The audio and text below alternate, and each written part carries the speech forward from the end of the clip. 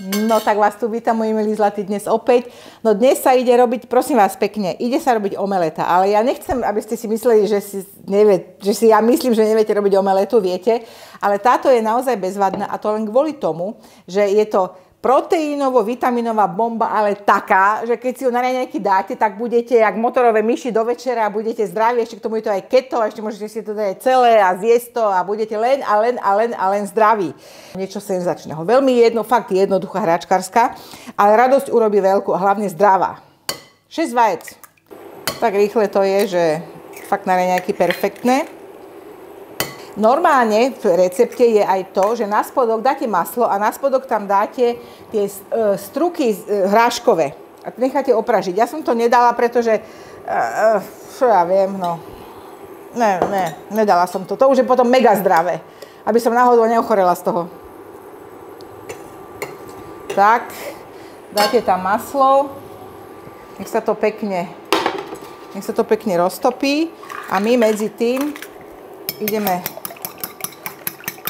rozšľahať vajíčka,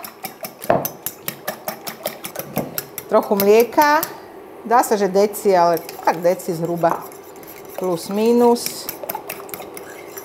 No, fakt je to jednoduché, ale tak môžeme raz aj jednoduché robiť, nie?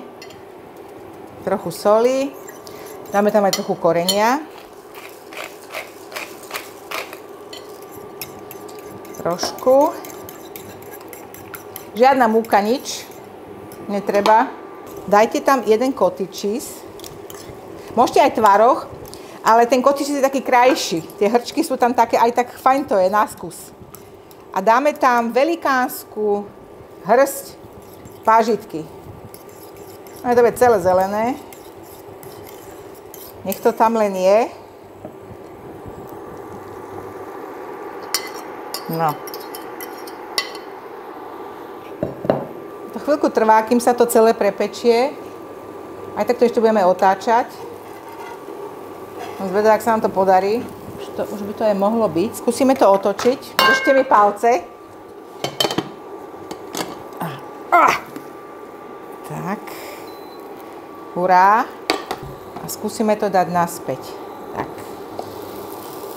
No dobre. No a teraz sa to už pekne dorobí. No, krásne sa nám to robí. Ja sa pozriem, ako to vyzerá. Vyzerá to dobre. Myslím si, že netreba to už ďalej robiť. No. Tak, a keď ešte to chcete mať ešte proteínovejšie, tak to posypeme syrom strúhaným a ešte to ozdobíme touto krásnou pažitkou a máte proteínovú bombu za 10 minút hotovú. Takže ak chcete recept, veľmi jednoduchý, na mojej stránke zuzanamachová.sk. Dobrú chuť.